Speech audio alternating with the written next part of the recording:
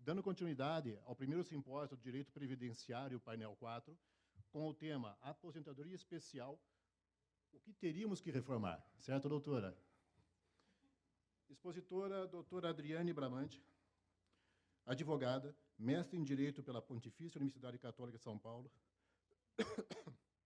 perdão, vice-presidente e diretora de cursos e eventos do Instituto Brasileiro do Direito Previdenciário, coordenadora e professora de pós-graduação da TAMI, desculpa, gente, estou meio engasgado por causa do frio, tá? Por favor. Brasília e Goiânia, professora dos cursos de pós-graduação em Direito Previdenciário da rede LFG, da PUC Paraná, da Escola Paulista de Direito e do Damásio. Quero lembrar aos senhores que as perguntas somente podem ser feitas por escrito, por favor. Tenham todos uma boa palestra. Doutora, por favor. Bom, pessoal, boa tarde a todos.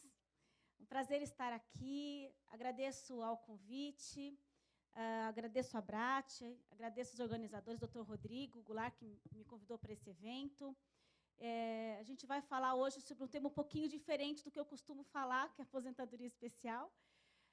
Mas hoje eu vou falar sobre um outro ângulo, que é a questão da reforma, que está aí na ordem do dia, né? Todo dia a gente abre o jornal e vê uma notícia diferente, uma notícia nova, a gente não sabe o que falar para o cliente mais, o cliente está desesperado, o segurado está em prantos. Doutora, pelo amor de Deus, agenda o meu processo, como se o agendamento resolvesse o problema dele. Então, há uma insegurança jurídica muito grande no ar, e a gente está, na verdade, conjecturando possibilidades de mudança, porque, efetivamente, nós não temos nada ainda apresentado no Congresso. E a minha palestra vai focar um pouco nessa questão da aposentadoria especial, do que a gente poderia reformar nesse benefício. Deixa eu passando aqui. Acho que eu vou ficar por aqui.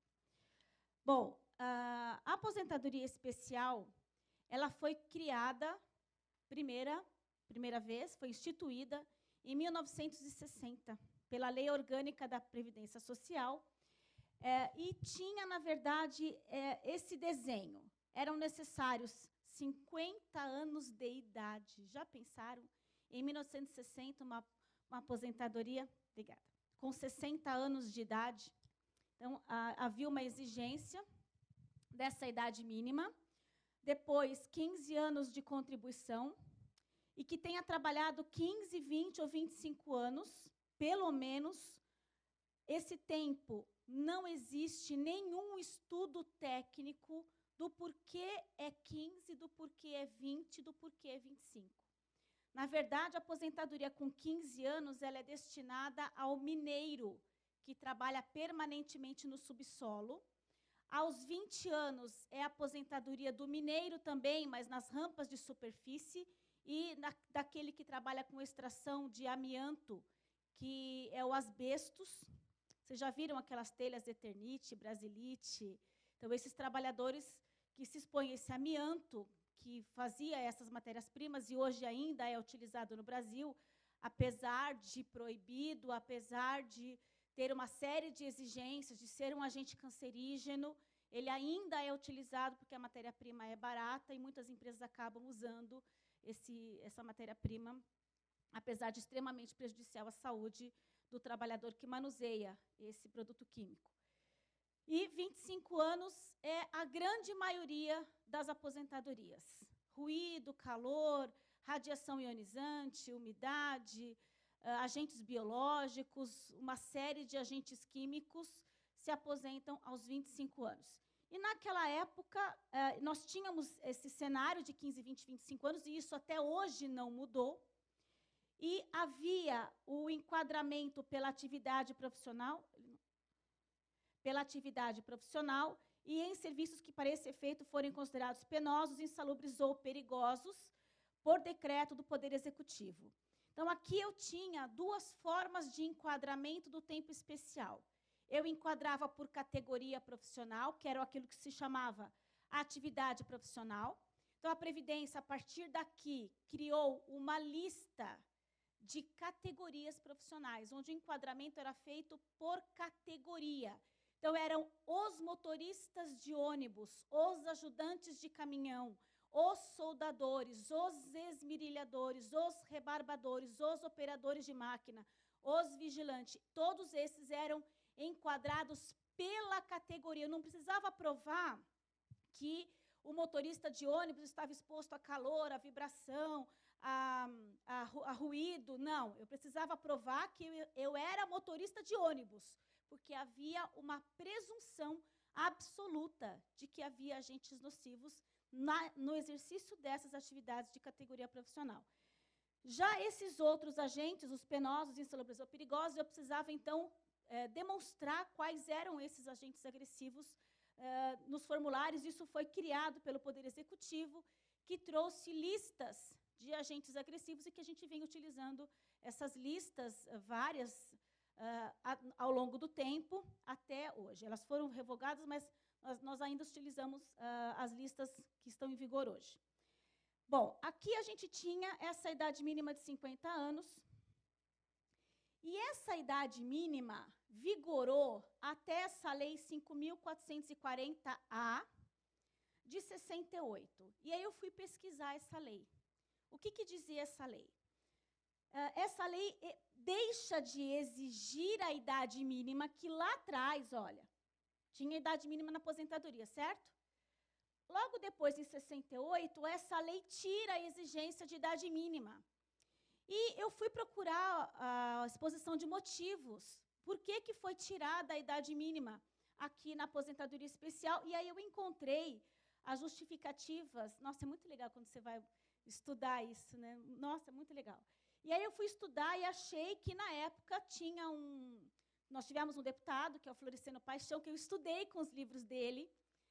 Um dos primeiros livros, a gente tinha um livro de perguntas e respostas, Floriciano Paixão, era gigante o livro. E aí, eu nem sabia que ele tinha sido deputado, descobri depois que eu fui fazer essa pesquisa. E o que ele disse? Bom, ele faz uma primeira justificativa, dizendo o seguinte, que nós tivemos essa Lei 4.130, que naquela lei orgânica, na Lopes, havia também uma idade mínima na aposentadoria por tempo de serviço. Então, quando saiu a aposentadoria por tempo de serviço na Lopes, era 30 anos de tempo de serviço, homem ou mulher, e 55 anos de idade. Essa lei 4.130 de 62, ou seja, 2 anos depois de 1960, essa lei tira a idade mínima da aposentadoria por tempo de serviço. E aí o Floriciano Paixão vem dizendo o seguinte, olha, vocês já tiraram a idade mínima da aposentadoria por tempo de serviço e vocês esqueceram a aposentadoria especial. Então, na verdade, precisa resolver muito mais, inclusive, na aposentadoria especial, porque aqui a gente está falando de pessoas expostas à penosidade, periculosidade, insalubridade. E aí ele justificando para o Congresso a necessidade de se tirar a idade mínima na aposentadoria especial. Essa é a justificativa 1. A justificativa 2, ele fala o seguinte, olha, não tem como vocês manterem a idade de 50 anos, que é uma idade muito elevada para quem se aposenta na especial, porque ele deu exemplo de uma pessoa que trabalhou como mineiro com 18 anos de idade, entrou como mineiro com 18 anos de idade, e depois de 15 anos, ele tem 33 anos de idade. Como que ele vai poder esperar mais 17 anos para completar os 50 anos de idade que a lei havia colocado como exigência? Então, obrigaria o trabalhador a ficar naquele agente nocivo por muitos anos sem conseguir a aposentadoria, porque lá não havia uma diferença. Se os 50 anos era para aposentadoria aos 15, aos 20, aos 25 anos, era 50 anos para todas as modalidades de aposentadoria. E, portanto, essa justificativa, na verdade, acabou entrando em votação e eles concordaram, votaram para tirar a idade mínima, então, da aposentadoria especial, que foi publicado por aquela Lei 5.440 de 68. Bom, apesar de 68 ter sido alterada a lei, na via administrativa, o INSS continuou exigindo a idade mínima para aposentadoria especial, vocês acreditam? Sim, tudo é possível. 27 anos depois de ter mudado a lei, de tanto bater, que caiu, que não existe idade mínima, que não existe idade mínima, que não existe idade mínima, a Previdência emitiu um parecer, esse 2.33/95, disse, olha, Previdência, não é mais para exigir idade mínima desses segurados. E aí a idade mínima na via administrativa deixou de ser exigida, mas na via judicial, na via administrativa ali, até esse ponto, o segurado só conseguia se aposentar. Eu lembro, porque eu ainda já era dessa época, e eu lembro que a gente fazia aposentadoria para enquadrar aquele período do decreto de 64, só se tivesse 50 anos de idade. Bom, e o tempo foi passando, a Constituição Federal de 88, ela eleva em status constitucional a aposentadoria especial, dizendo que, no artigo 202 da redação original da Constituição, que a aposentadoria será devida a 35 anos homem e 30 mulher, ou em tempo inferior, se sujeito a trabalho sob condições especiais, que prejudicassem a saúde ou a integridade física. Vejam que a Constituição não fala mais em penosidade, insalubridade e periculosidade, porque essa era uma expressão que se utilizava no direito do trabalho. E aqui a expressão é outra, prejuízo à saúde e à integridade física, onde eu tenho implicitamente a penosidade, a insalubridade e a periculosidade. Muito bem. Atendendo aos ditames da Constituição, publica a Lei 8.213 de 91, e o artigo 57 é destinado à aposentadoria especial, pessoal, mantendo muito próximo daquilo que nós tínhamos lá na Lopes. Vejam, carência, 15, 20 a 25 anos, conforme a atividade profissional, então continuamos aqui com enquadramento por categoria, e sujeito a condições especiais, essa que foi a parte que modificou em relação a Lopes. Muito bem, éramos felizes e não sabíamos. Em 95, a coisa começa a degringolar, a Previdência começa a perceber que está concedendo muita aposentadoria especial. Para vocês terem uma ideia, no ano de 95, foram concedidas mais de 40 mil aposentadorias especiais. Naquela época, era muito fácil aposentar. Preenchia lá o chamado SB40, era um formulário bem simples de se preencher. Era o próprio servidor que pegava os anexos, esse daqui enquadra aqui, ele colocava lá o enquadramento, enquadrava e reconhecia e aposentava na especial. Era realmente muito, não havia nenhum laudo, a não ser para ruído, nenhum dado técnico, mas o laudo podia ter uma página assinado por engenheiro de segurança ou médico do trabalho, para ruído estava tudo certo. Não ia para perícia, nada do que a gente está vendo hoje acontecia na aposentadoria especial. Isso fez com que o cenário mudasse. A partir da Lei 9.032, tudo mudou. Passa a exigir informação de permanência, retira o enquadramento por atividade profissional, aquele que enquadrava por categoria, eu deixo de ter enquadramento por categoria. Nós tivemos a medida provisória 1523, 10ª edição, que passa a exigir laudo técnico para todos os agentes nocivos, e que depois foi convertida na Lei 9.528, de 97. A Lei 9.528 fala, pela primeira vez, em equipamento de proteção coletiva. A Previdência não falava disso nos processos previdenciários, isso era uma questão trabalhista, unicamente trabalhista, e não mexia com isso na Previdência. A medida provisória é o 663, também de 97, que depois foi convertida na Lei 9.711, que tentou revogar a conversão de tempo e não conseguiu. 9732, que trouxe a informação de EPI. Depois nós tivemos a exigência de contribuição específica da aposentadoria especial, e por aí nós viemos vindo, né? A emenda 20 traz uma nova redação, e isso aqui, olha, foram 14, entre leis e decretos, 14 leis e medidas provisórias, alterando e trazendo inovações em relação à aposentadoria especial. Isso só da aposentadoria especial, tem várias outras coisas. A emenda 20, que, na verdade, trouxe essa redação, no artigo 201, parágrafo 1º, ela fala que deve atender requisitos diferenciados para quem se expõe a agentes agressivos prejudiciais à saúde ou à integridade física. E aqui, essa parte de portadores de deficiência veio depois com a emenda 47. Mas o que eu quero destacar aqui é o seguinte, essa redação da emenda 20 diz o seguinte, olha, é vedada a adoção, blá, blá, blá, blá, blá, blá, nos termos definidos em lei complementar. Essa redação é da emenda 20, faz 18 anos. Pergunta se tem alguma lei complementar. Não, não tem. E aí, o que disse a emenda 20? Até que lei complementar a que se refere ao artigo 201 seja publicada, permanece em vigor os artigos 57, 58, 8.213. Então, nós estamos trabalhando num momento em que a gente não sabe o que vai acontecer. Sabe que, por enquanto, são esses os artigos que devem permanecer inalterados. Mas isso será, provavelmente, modificado por uma proposta, por uma lei complementar, que a gente não sabe ainda se isso vai acontecer, porque no Congresso não tem nada, a gente pesquisou se tinha alguma lei, algum projeto, alguma coisa, nada de projeto de lei complementar discutindo a nova aposentadoria especial. Bom, aí, o que acontece?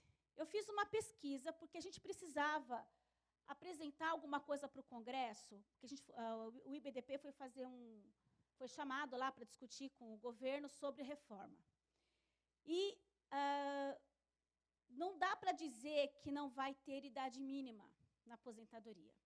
E as tabelas que foram criadas pelo IBDP, a gente estava colocando uma idade mínima na aposentadoria por tempo de contribuição, na aposentadoria por idade já tem, na aposentadoria híbrida, todas as aposentadorias têm uma idade mínima. Não seria correto a gente dizer que a aposentadoria especial não tivesse idade mínima. Então, a gente precisou pensar em alguma coisa que fosse, na verdade, que casasse com toda a proposta.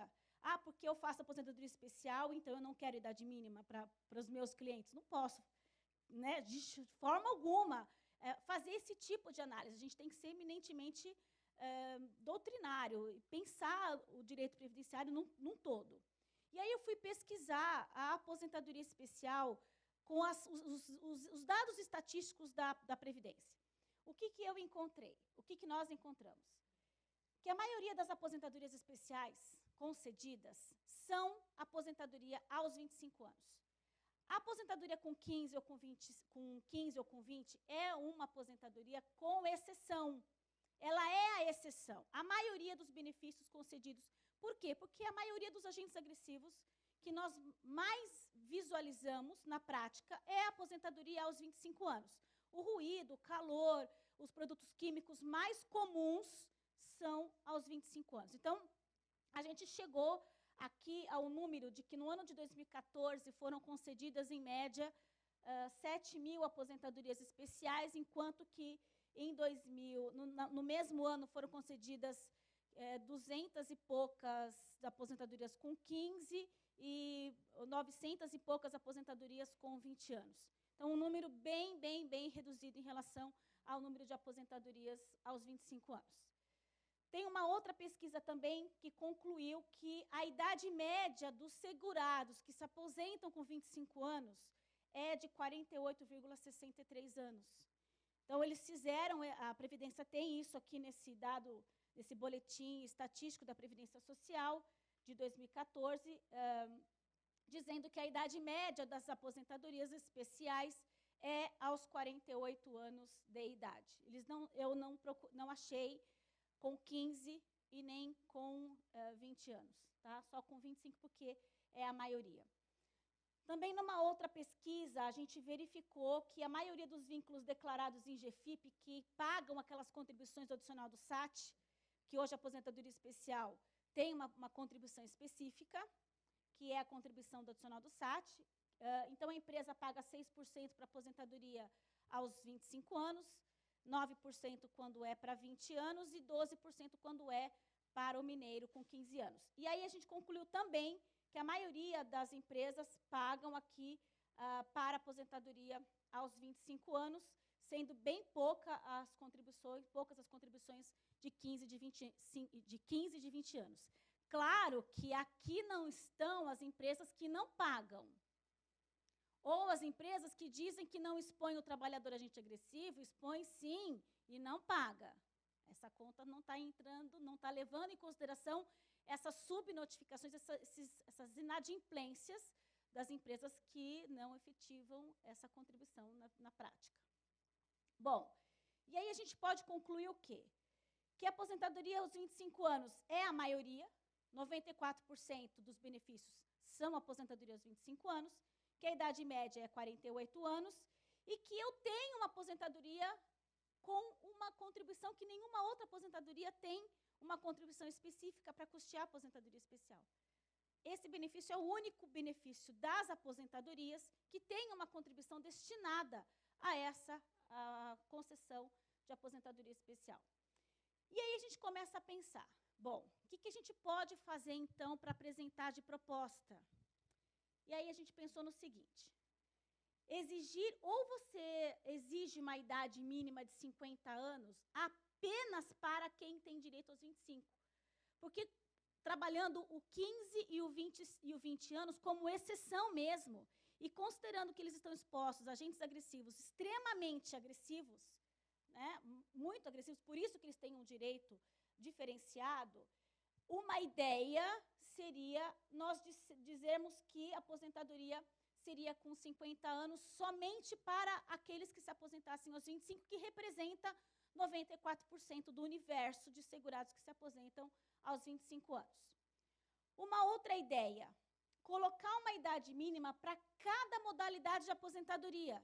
Então, eu teria uma idade mínima para aposentadoria aos 15, uma idade mínima para aposentadoria aos 20 e uma idade mínima para aposentadoria aos 25 anos, para tentar fechar essa conta, porque você estabeleceu uma idade mínima única, você volta àquilo que o Floriciano Paixão falou há 40, 50 anos atrás. Olha, se você colocar a idade mínima de 50 anos, você vai deixar o trabalhador muito tempo na atividade nociva, e ao invés de conceder para ele uma aposentadoria especial, vai conceder para ele uma aposentadoria por invalidez, quando muito, uma pensão por morte.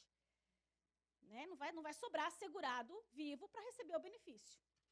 Então, uma outra ideia seria essa de se colocar uma idade mínima para cada modalidade de aposentadoria. Mas aí o que a gente acabou propondo para o governo? A gente pensou no que a gente pode fazer para coadunar as idades, lembrando que, apesar da gente concordar com a idade mínima da aposentadoria por tempo, claro que a gente não disse que era 65 anos, né? Óbvio. A idade que foi aqui o IBDP apresentou lá no governo, foi 48 anos de idade para mulher e 53 de idade para homem, que está na média das aposentadorias, das idades que se aposentam hoje, e nós pegamos isso como parâmetro a reforma da emenda 20, que foi para o regime próprio, porque há uma ideia de haver convergência entre os regimes. Então, partimos da premissa de que 48 anos de idade para a mulher e 53 anos de idade para o homem convergeria com o sistema do regime próprio, que lá atrás começou com essa idade mínima. Claro, criou uma idade de 55, de 60 para a aposentadoria integral, mas ela cria uma idade mínima de 48, de 53. Considerando que não daria para a gente dizer, não, a gente não vai querer a idade mínima, a gente não vai aceitar a idade mínima.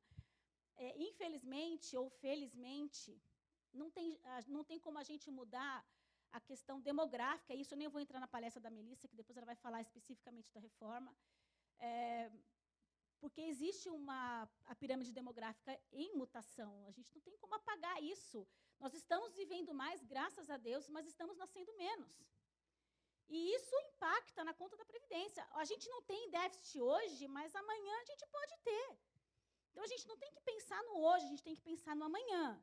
Então, a ideia é a gente fazer uma transição para daqui 40 anos. Para quem começar a entrar no sistema agora, ele já sabe, olha, eu vou me aposentar com aquela idade, já sei que vou ter que trabalhar tanto tempo, já sei. O que não pode é pegar todo mundo de calça curta e mudar a partir de amanhã. E não preservar direito adquirido, não fazer regra de transição, enfim. É isso que não dá para aceitar. Mas não dá para a gente dizer que não dá para aceitar a idade mínima, mas desde que ela seja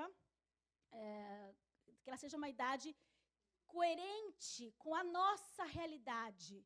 Não adianta a gente pegar uma tabela de idade das aposentadorias dos países da OCDE, que é Hungria, Alemanha, Portugal, Espanha, todos aqueles países super desenvolvidos, que começam a trabalhar com 24, 25 anos. A nossa realidade é outra. Aqui, eles têm que pegar a tabela dos países ibero-americanos, que é 50 anos, que é 55, e não adianta pegar países que têm uma outra realidade diferente da nossa. Então, a ideia é mais ou menos essa. Com isso, o que a gente pensou e acabou apresentando ao Congresso? Ao Congresso, não, ao governo.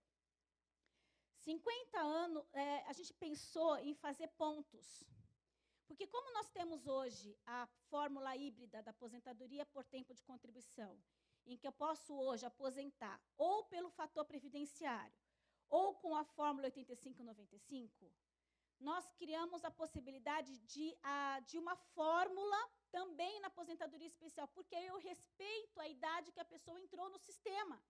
Se ela entrou mais cedo, ela completou aquele tempo, ela vai se aposentar a partir do momento que ela completou os pontos. Então, ela tem 15 anos, vai depender de quanto ela tiver da idade, e eu vou acrescentando isso aos pontos. Foi assim, na verdade, a ideia mais adequada ao contexto que a gente encontrou. Então, a gente pensou no seguinte, 50 pontos para aposentadoria aos 15 anos, e aí mudaria o artigo 57 da Lei 8.213, que, na verdade, diz o seguinte, quem começa, por exemplo, um mineiro, com 20 anos de idade, se ele trabalhar 15, ele vai ter 35 anos de idade. Se eu somar 35 anos de idade com 15 de contribuição, ele vai ter 50 pontos.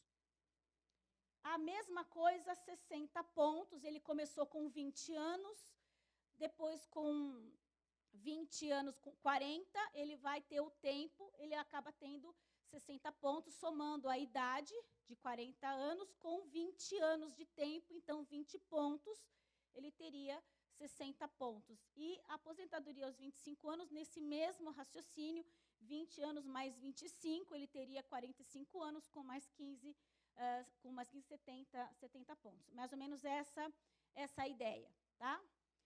E aí, criando uma transição, não, 60, 20, mais 25, 45, com mais 15, com mais 25, desculpa, é isso mesmo, obrigada. Sabia que eu tinha errado, mas não sabia onde. E aí, para não dizer que a gente não concorda com a transição, a gente criou uma transição que aumentaria um ponto, igual a fórmula 85-95. Então, na verdade, seria uma transição, aqueles pontos, e aqui eu teria um ponto majorado em 2020, 2024, 2028, 2032 e em 2036. E aí a gente ficaria com essa tabela, onde eu teria hoje 50, 60 e 70, e aumenta um ponto até chegar em 2036, ou seja, daqui a 20 anos, né? Onde nós teríamos 55 pontos. Então, aquele trabalhador que teria 35 anos, ele teria 40, depois ele teria 45, de 20 anos, e teria 50 anos de idade aquele que fosse se aposentar aos 25 anos. Perto do que nós... A ideia foi justamente tentar minimizar o prejuízo, porque há uma vontade muito grande de acabar com a aposentadoria especial no governo. Eles querem acabar, existe uma ideia absurda de acabar com a aposentadoria especial, de acabar com a aposentadoria do professor. Já pensaram? O professor não consegue nem os 25, que dirá acabar com a aposentadoria especial do professor. Então, a ideia é falar assim, não, pelo amor de Deus, a gente aceita uma transição, a gente aceita uma idade mínima, mas acabar com o benefício não dá, porque eu não consigo, antes de acabar com o benefício, eu preciso acabar com os agentes nocivos. E é impossível acabar com agente nocivo, porque as empresas têm benzeno, as empresas têm agentes cancerígenos, as empresas têm agente biológico, as empresas têm ruído. A gente tem um monte de trabalhador doente. A gente tem um monte de trabalhador que, ao longo de 25, de 30 anos, ele não aguenta mais. Você olha para o rosto dele, ele parece que tem 60 anos, envelhecido. Tamanha é a atividade dele, com uma carga braçal, outro dia um cliente meu me levou um vídeo, nossa, mas aquilo me deixou tão emocionada. Ele trabalha numa laminação, carregando eu não sei dizer aquilo, uns lingonetes, sei lá, umas barras de ferro incandescentes, e ele tem que ficar colocando aquilo no forno. Gente, eu estou com a aposentadoria dele há 3 anos, eu não consigo aposentar esse homem. Não consigo, o laudo está maravilhoso, mas não sai o processo. E imagina você acabar com a aposentadoria especial dessas pessoas que se expõem a esses agentes agressivos. A Jane fala que ela tem vontade de pegar os trabalhadores, os juízes, e colocar dentro do ônibus e levar para o rural, né, lá para o campo. Eu tenho vontade de pegar esse mesmo ônibus e sair do campo e entrar direto numa metalúrgica, sem deixar eles descerem, para enxergar o que é um ambiente nocivo. Então, você aceitar quem está ali no dia a dia do segurado, que está enxergando ali na linha de frente, porque aqueles que estão lá em Brasília, no governo, eles estão muito longe da realidade, muito longe. Eles não conhecem o que é o dia a dia. Não conhecem. Então, a ideia foi justamente tentar trazer alguma coisa que não acabasse com o direito e minimizasse os prejuízos. A verdade é essa. Mas a gente realmente não sabe, nós não temos nada de concreto. Nós não sabemos, todo dia, e o governo falou isso para nós, olha, todo dia a gente vai soltando pílulas, nessas palavras. Todo dia a gente vai soltando pílulas na imprensa, para ver como que as pessoas vão receber as notícias.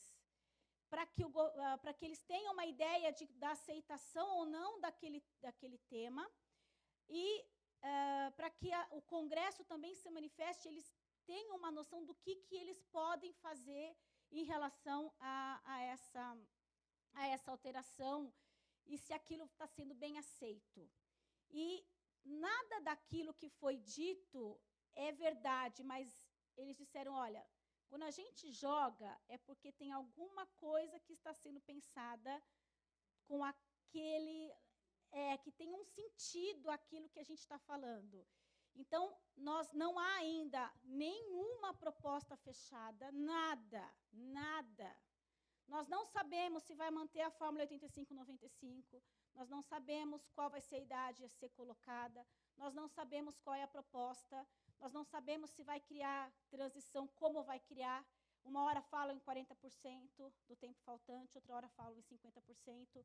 Outro dia, essa semana eu atendi uma cliente que está com vai fazer 49 anos de idade. Eu falei, doutora, mas eles falaram que quando tiver 50 anos de idade, vai ter que ter 65, vão ter uma linha de corte, 50 anos, quem tem menos de 50 anos tem que ter 65, quem tem mais de 50 anos tem que pode aposentar com uma regra de transição, com enfim, não tem sentido, gente. Quem começou... como é que você vai colocar uma idade mínima numa aposentadoria com 65 anos de quem começa a trabalhar com 18? Ele vai trabalhar 40, 50 anos de tempo para aposentar? Não tem sentido isso, é mudança demais e que fere qualquer Constituição Federal. Como eu disse, há a intenção de acabar com a aposentadoria especial, e a gente precisa realmente dos movimentos sociais do Brasil todo, a gente fazer, não só da aposentadoria especial, mas no todo, né, de todo mundo trabalhar em conjunto. A Frente Parlamentar está fazendo um bom trabalho aí, em todos os estados, fazendo trabalho em relação contra a reforma e discutindo isso. Vejam, não é que a gente é contra a reforma, não é esse o problema. A gente é a favor da reforma, porque previdência social demanda trabalhar com sistema demográfico, com questão financeira, tem que ter uma reforma sempre, mas uma reforma que respeite o direito das pessoas. É só isso que a gente acha importante. A necessidade de reformular o anexo 4 do 3048, o anexo 4 está ultrapassado. A gente precisava, ontem teve um webinário no TRF4, muito legal, e a gente estava justamente discutindo uma maneira dos atores envolvidos se conversarem. Precisam se conversar. Então, por exemplo, o TRF4 tem os laudos das empresas arquivados no site de vocês, no site do TRF4. Por que isso não é implantado em todos os TRFs? Por que só o 4? Por que todo mundo não se conversa e também não faz isso para facilitar a vida de todo mundo? Por que a Previdência, a AGU, por exemplo, quando ela vai fazer uma contestação, ela não contesta exatamente aquilo que está no processo, fica inventando um monte de tese mirabolante, até um juiz pegar aquela tese e falar assim, nossa, é isso mesmo. E aí aquilo vai virando tese, que não tem nada a ver, nem o INSS pensa daquele jeito, lá na via administrativa, na base, e vem a Justiça decidir completamente diferente do que decide a Previdência Social. Exemplo, laudo com PPP. Tem um incidente de uniformização recebido pelo Superior Tribunal de Justiça, o ministro Sérgio Cuquina recebeu o incidente dizendo que tem que ter, que há uma discussão que tem que resolver se tem que ter PPP com laudo. Opa, pera um pouquinho. O INSS nunca exigiu isso. Por que a Justiça agora vem discutir? Incidente de uniformização, quer dizer, ocupa um espaço no STJ, ocupa um espaço na Justiça, perdendo tempo com um monte de coisa que a via administrativa não está discutindo isso. Então, precisavam que esses atores se falassem, né, que a Previdência tivesse... Ontem, o desembargador João Batista Pinto Silveira disse assim, olha, este ano entraram 34 mil recursos no TRF4. Só de previdenciário, não é de outras matérias. Só de previdenciário. Vocês imaginam quanto recurso tem para ser julgado, e muita coisa judicializada de coisas que podiam ter sido resolvidas na via administrativa, se cumprissem a lei. Será que a gente está pedindo muito? Cumprir a lei? Cumprir a Constituição? Então, uma outra discussão, esse anexo 4, está faltando, por exemplo, frio, está faltando, por exemplo, eletricidade, que o STJ já decidiu que pode o CRPS dar, por que o INSS não reconhece? Então, pegar aquilo que está sedimentado na jurisprudência e colocar no decreto 3048 para que a via administrativa possa trabalhar isso e reafirmar, conceder sem precisar de ação judicial. Precisa haver um estudo técnico sobre o prejuízo à saúde. Isso é um ponto que eu tenho batido, porque a Previdência nunca fez um estudo técnico do tempo de 15, 20 ou 25 anos. Então, pode ser que a gente faça um estudo e que chegue à conclusão de que não é 15, mas é 16, 17. Mas um estudo que seja técnico, efetivo. Quanto tempo dura? Quanto tempo fica em manutenção um segurado que se aposenta aos 15 anos? Ele fica recebendo benefício por 10 anos, por 5 anos? Qual é a média de manutenção de um benefício de um segurado, de um mineiro que trabalhou 15 anos na mina de carvão, lá no subsolo? Quanto tempo fica com 20 anos? Quanto tempo fica com 25 anos? Fazer um estudo efetivo que realmente nos traga alguma coisa palpável, científica. Hoje nós não temos nada. Então, eles não podem tirar uma aposentadoria especial sem ter um estudo técnico do efetivo prejuízo à saúde que o trabalhador pode ter nessas condições especiais. A nossa discussão é justamente essa. Enquanto não tiver estudo técnico, não dá para tirar, não dá para reformar de forma drástica, porque nós não sabemos qual vai ser o resultado. Eu posso tirar a aposentadoria especial, mas vai sobrar para quem? Para a saúde.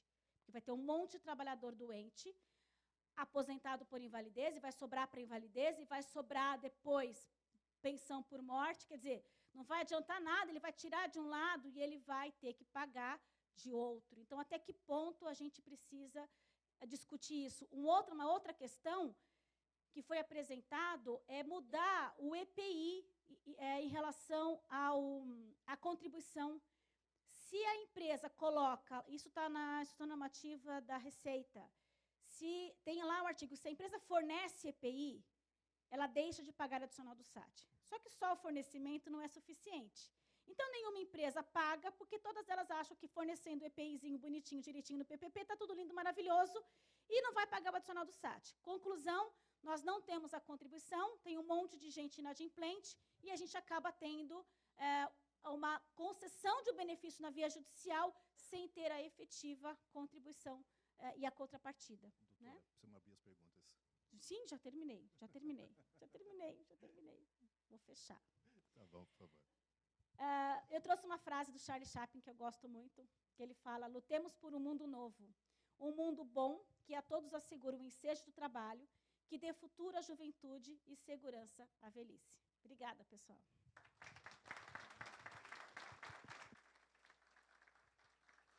Doutora, alô? Tá ótimo. Doutora, é muito bom saber e ver uma pessoa que gosta do que faz. A senhora quase chorou aqui agora na questão de defender o seu cliente. Isso é muito bom. Eu não sou advogado, eu sou um empresário, eu sou parceiro aqui da Associação Comercial do Paraná, sou um conselheiro. E o meu papel aqui é falar sobre e-social, sou um especialista ao longo dos anos. E o perfil profissiográfico previdenciário, que o maior desafio foi falar no começo sem trocar a língua, né, porque é difícil falar bem rapidinho, era justamente essa questão de entrar o PPP, deixar de ser... Saímos do SB40, né, doutora, que eu te preenchia, e eu preenchia SB40, exposto a ruído, trepidação, etc, etc. Bacana, era muito fácil aposentar todo mundo naquela época. E agora ele passa a ser eletrônico dentro do perfil profissiográfico, perdão, dentro do e-social. E dentro do REINF também, né, doutora, que é a questão dos terceiros ali. Então, essa rastreabilidade e esse levantamento das contribuições vão ficar muito mais visíveis a partir de então. Bom, não quero me delongar, porque também quando eu começo a falar eu não paro, doutora, eu sou bem difícil também. Tá? O doutor Rodrigo comentou comigo que ele vai abrir as perguntas no microfone. Quem quiser perguntar, doutora, por favor. Com licença. Está se coçando, mas eu posso chegar perto? Ah, então tá bom, só para saber. Imagine, por favor, seu nome daí. Você vai descontar, né?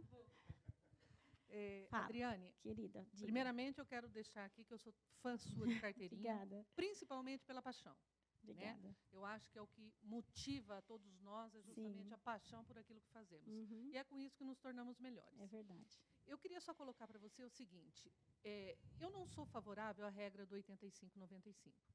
Não por ele, que eu acho muito justo. Ou seja, quem iniciou antes... Aposenta antes. Quem iniciou depois, aposenta depois. Eu acho que é uma questão muito lógica. No entanto, a regra de transição que foi criada foi para extingui-la. Sim. Tanto que dentro de alguns anos, quando ela atingir 95-100, ela não existiu. Ou seja, ela é uma regra que favorece apenas um grupo que está numa certa fase de transição e prejudica qualquer outro que tenha essa questão de poder planejar a sua aposentadoria. Ah, vou adotar o fator ou não vou adotar? Não, vou esperar mais. Quando ele atingiu os 95, a exigência 97. Quando ele conseguir atingir o 97, a exigência é outra. Então, nesse sentido. E me preocupa muito mais quando isso está sendo colocado na aposentadoria especial. Porque a finalidade da lei é proteger a saúde do trabalhador, ou seja, retirá-lo do mercado de trabalho antes que ele desenvolva uma patologia, desenvolva uma doença. A regra que você colocou inicialmente, eu achei muito lógica, porque está dentro da média que nós costumamos trabalhar. Ou seja, retirar do mercado esse trabalhador antes que ele adoeça. Porque daí ele não dá despesa para a Previdência, ele vai dar despesa para a saúde. Isso, exatamente. Tá? Simplesmente vai mudar a rubrica, né? De despesa. Quando existe uma regra de transição como essa, eu me preocupei, por exemplo, 70 e... Eu não me recordo mais. Eu comecei com 45 anos de idade. A maior parte é de 25 anos de trabalho. Eu só estou querendo colocar isso para você, eu já chego lá pelo seguinte. Um trabalhador, para aposentar com 25 anos de trabalho, ele teria que ter uma somatória de pontos que vai manter ele no regime de trabalho por muito mais tempo. E um dos agentes nocivos que está presente na maior parte dos ambientes laborais é o ruído. E o ruído tem os efeitos extraauditivos. Ou seja, para essa pessoa, a aposentadoria especial vai deixar de existir, ou vai deixar de ser interessante. Por quê? Ou ele permanece para ter um benefício melhor e sujeita a sua saúde, ou se retira do mercado de trabalho antecipadamente. Ou seja, esta é uma proposta que, a meu ver, vai extinguir o estímulo pela aposentadoria. E, a meu ver, o Instituto não deveria apoiar uma regra como essa. Estabelecer uma idade para quem vai aposentar especial com essa transição é prejudicar a saúde do trabalhador. Qual o ponto de vista do Instituto quando analisou isso? Na verdade, a gente fez várias análises e a ideia era não colocar idade mínima nenhuma. Sim, mas isso não passaria. Esse é o problema. O problema é que, se a gente disser não, eles vão colocar o que eles querem, eles nem vão colocar aposentadoria. Então, a gente tentou pensar numa coisa que não fosse tão prejudicial, porque o 85-95, concordo com você, é perfeito a questão da transição, e que vamos chegar nos 90-100. E que, na verdade, não existe uma idade mínima, né? Mas eu tenho ali, implicitamente, uma idade. Quem não se expõe a agente nocivo vai ter que ter 60-35. Quem tem agente nocivo que tem a conversão, ele pode ter menos idade e vai conseguir se aposentar antes dos 60, enfim. Na aposentadoria especial, nós fizemos assim, inúmeras discussões, inúmeras reuniões. A ideia era não colocar a idade mínima, mas exatamente esse é o problema. O problema é que eu concordo com você. Quem sou eu para dizer que a aposentadoria especial tem que ter idade? Concordo em gênero, número e grau. O que a gente procurou dizer? A gente fez uma tabela que começa, veja que a média da aposentadoria dos segurados que se aposentam hoje é 48 anos. A tabela começa em 45. Então, ela já começa com uma idade 3 anos a menos do que a média de aposentadoria dos trabalhadores que se aposentam com essa aposentadoria especial. Então, a gente começou com 48 e eu chego nos 50.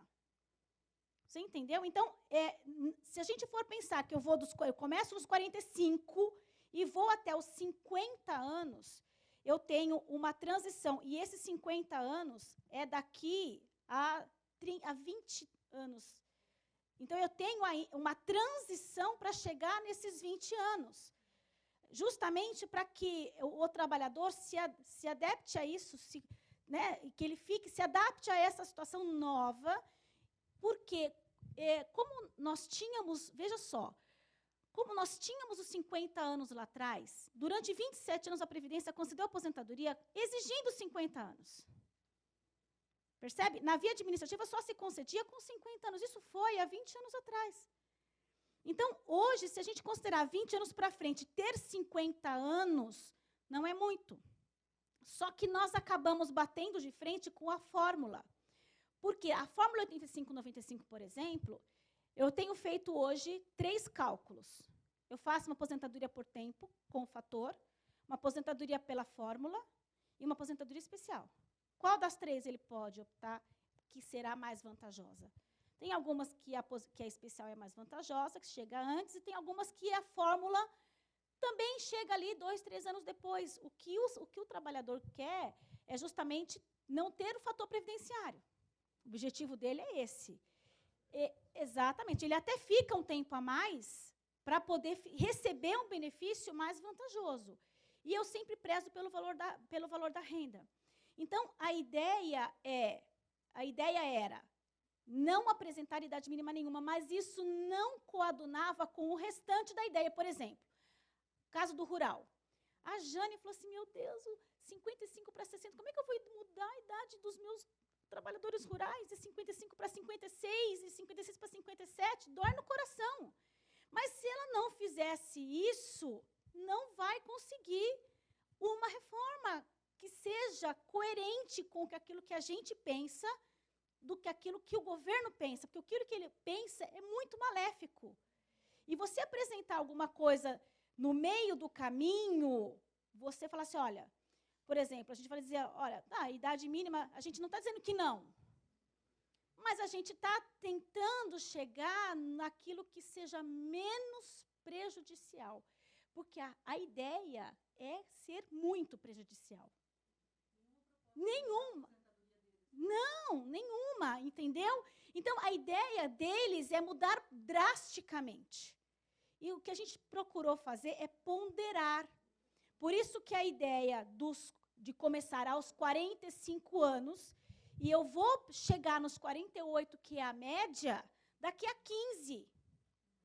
Daqui a 12, 13 anos eu chego nos 48, que é a média hoje. Você entendeu? Então, na prática, eu acabo não tendo esse prejuízo. É como se eu camuflasse o prejuízo e essa idade, entendeu? Sim, eu concordo.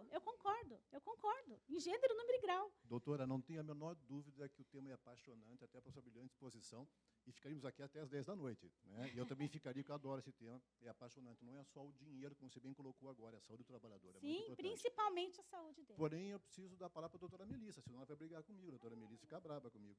Cadê ela? Não está aqui, doutora Melissa? Doutor Rodrigo, a decisão é sua. Você decide.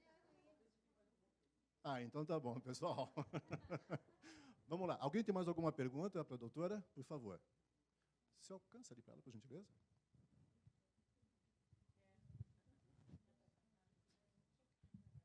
Boa tarde.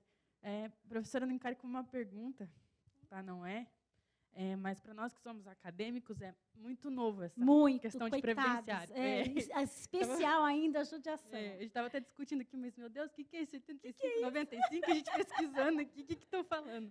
Judiação, mas, assim, desculpa. É ótimo, aquilo que todos os professores falam, é lindo na prática, desculpa, na teoria, mas na prática. Horrível na prática. E, pelo menos eu, quando iniciei a faculdade de Direito, eu tinha um ideal, né? Justiça acima de tudo, enfim. E nós aprendemos no decorrer do curso que não funciona assim, né? E nós acabamos de sair de uma palestra agora, muito boa, assim como a da senhora, por sinal, que disse que o PIB do previdenciário está lá em cima, né?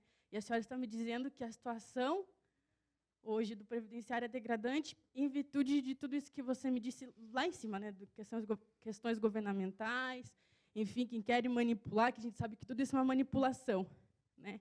E a grande questão, assim, é até quando, a gente só escuta isso, até quando, quem vai fazer, quem vai lutar, quem vai lá em cima e vai brigar? Quem? Né? Vão esperar de quem? Vão esperar de nós, que estamos nos formando, esperar dos meus filhos, que vão cursar? Né? Essa que é a minha dúvida. Quem vai fazer? Né? A sociedade. Na verdade, nós todos temos um pouco dessa responsabilidade. Acho que não dá para a gente desanimar, não quero desanimar vocês, não, pelo amor de Deus. O direito previdenciário é uma área deliciosa, é uma área que contamina. Você é picada pelo vírus do direito social e você nunca mais se livra dele, porque ele entra no seu coração e não sai nunca mais. Então, é uma área maravilhosa, só que, e por isso que precisamos de advogados combativos, porque é uma área que prejudica demais o trabalhador, e precisa de gente combativa para discutir isso na justiça. Então, a gente começa de pouquinho em pouquinho. Eu estava lendo esses dias o livro da Lava Jato. O que acontece? Foram jovens procuradores, jovens Ministério Público, jovens juízes que decidiram mudar a história. Então, a história começa a ser mudada agora, para que nossos filhos, nossos netos, nossos bisnetos possam ter o retorno disso. Então, eu acho que cada um fazendo a sua parte. Né? Nós temos o IBDP, nós temos o IAPE, nós temos o IEPREV, nós temos vários institutos trabalhando isso e tentando discutir isso para que a coisa fique um pouco... para a gente mostrar a nossa cara. Olha, a gente está de olho, a gente está aqui, a gente está vendo que estamos fazendo e a gente pode fazer melhor. Cada dia a gente pode fazer melhor. E você fazer um pouquinho de cada vez, a sua parte, eu acho que esse seria o ideal. Eu também, quando entrei na faculdade, também a gente tem esse ideal de, nossa, vou fazer justiça. Só que quando a gente pega a carteira da ordem, a realidade do fórum é tão diferente da realidade do dia dos livros, né? Porque a gente fica nos livros no começo. E depois, quando você vai fazer estágio, e você vai para os fóruns, e você vê que a realidade é completamente diferente, Desculpa, bem-vinda à advocacia. E é isso, mas o que vale é você trabalhar cada processo como se fosse o único. E saber que atrás daquele processo, daquele papel, existe um ser humano, que precisa do seu trabalho bem feito para que ele possa surtir para toda a sociedade. Porque você concedendo um benefício, por exemplo, previdenciário, para um segurado, você não está assegurando só ele, mas a família dele toda, a toda a sociedade. Porque tem um autor, o nome dele é Moacir, esqueci o sobrenome dele, mas ele fala que você trabalhando um indivíduo, você trabalha toda a sociedade, porque isso vai refletindo, né? Então, a ideia é você não desanimar nunca, nunca. Se a gente fosse desanimar, ficava na minha casa, deitada lá, ganhava muito mais. E só mais uma questão. Assim como os outros ramos, nós vemos uma grande representação na ordem, pelo menos, né? Uhum. E previdenciário, eu não sei se há, até porque aí estão aí. Né? Mas é porque, para nós, pelo menos que estávamos aqui discutindo, foi um alarme muito grande. Que isso? Né? A gente ficou chocado com as coisas que estão sendo apresentadas aí. E não assim questão de ter alguém lá, mas é porque dão tanto margem para tantos assuntos na hora que a gente vê, né? E para uma questão assim que está tão escancarada, não estamos conseguindo. Mas aí você bate numa coisa chamada política. Então, e vou te dizer, nós estamos no céu hoje. Porque o direito previdenciário, ele é muito novo. Para quem está começando agora, a Constituição Federal, ela trouxe um capítulo da ordem social lá no artigo 193, e ele era visto, eu comecei a trabalhar com direito previdenciário há 25 anos. E naquela época, você falava que você era advogado previdenciário, credo, você trabalha com o quê? Com INPS? Deus me livre. Doutora, advogado de pobre. doutora, é verdade. Precisamos mudar realmente, me perdoe, por favor. O assunto é muito bom. Não se preocupe, eu sou assim também. Deixa eu só concluir, então. Então, assim, a ordem está fazendo, sim.